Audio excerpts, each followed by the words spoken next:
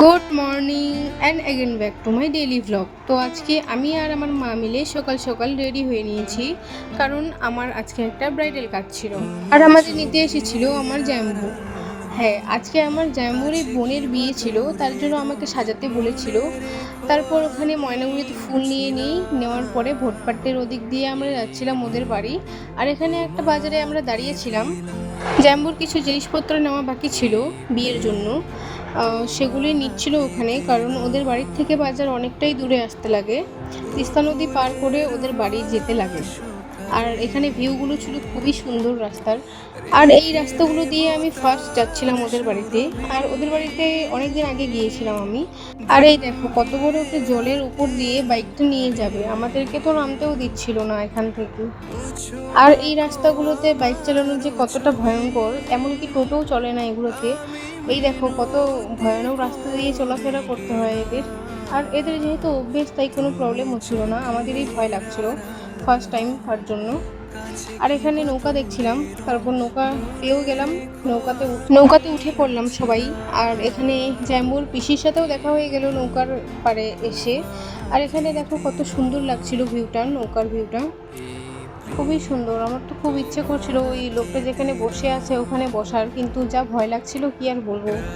তারপর আমরা সবাই ঘাটের এখানে পৌঁছে যাই, আর আমাদেরকে বাইকে নিয়ে যাচ্ছিল জাম্বু।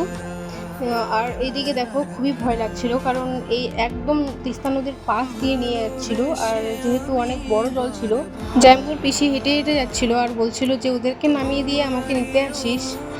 আর এখানে দেখবেন একটা জিনিস, এতটাই বড় জল যে ও কোন দিক দিয়ে বাইকটা নিয়ে যাবে। জাম্বু খুঁজতেছিল জায়গা জায়গা খুঁজতেই তো ভিজে গিয়েছিল। তারপরে ওদের বাড়ি পৌঁছে যায়, আর রেস্ট করার পর খাওয়া দাওয়াও করে নিয়েছি, আর মা ড্রেস চেঞ্জ করে নিয়েছিল। তারপরে ব্রাইডকে বসিয়ে দেই, কারণ এদিকে অনেকটাই লেট হয়ে গিয়েছিল। তারপরে তো সাজানো স্টার্ট করে দিই, সাজাতে সাজাতেই অনেক দেরি হয়ে গিয়েছিল। আর পাশ দিয়ে দিদিটার ফ্রেন্ডগুলো বলছিল যে আমাদেরকেও একটু মেকআপ করে দিও। তো আমার তখনও টাইম হয়নি, কারণ এদিকে ব্রাইডকে সাজাতেই তো আমার অনেক রাত হয়ে গিয়েছিল, আবার নিজেও রেডি হব, আবার আমার দিদিরা ছিল ওদেরকে রেডি করাতে হবে। তার জন্য ওদেরকে আর আমি সাজাইনি। আর এটাই ছিল আমার ব্রাইডের ফাইনাল লুক। কেমন লাগলো আমার মিষ্টি ব্রাইডটিকে অবশ্যই আমার কমেন্টে জানিয়ে দিও। আর কেউ যদি আমার কাছে সাজতে চাও তাহলে অবশ্যই কন্ট্যাক্ট করে নিও, আর নিজের সিট বুকিং করে নিও। Contact number 9476308562। আর এটা হচ্ছিল তারপরের দিনে বাসি বিয়ে। আমরা খাওয়া দাওয়া কমপ্লিট করে নৌকার ওখানে গিয়ে দেখি যে কন্যা বড় ওই নৌকাতেই যাবে, আর এখানে কোনো গাড়ি ছিল না জন্যে হেঁটে হেঁটে পালকিতে করে বর নিয়ে আসছিল। আর এই যে ছিল এখানে কন্যা বর সবাই ছিল। এই ছোট্ট ব্লগটা ভালো লাগলে লাইক কমেন্ট শেয়ার করে দিও। আজকের মতো টাটা, বাই।